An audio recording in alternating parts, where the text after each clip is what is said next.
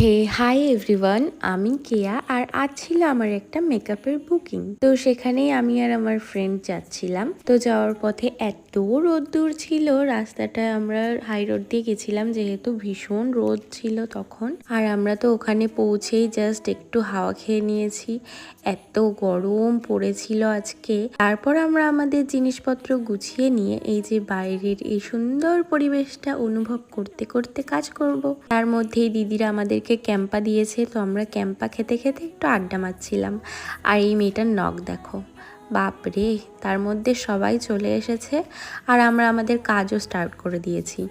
আর স্পেসটা এতটাই কম ছিল যে আয়নার সামনে দিদিকে বসিয়ে আমার লিটারেলি খাটে উঠতে হয়েছে।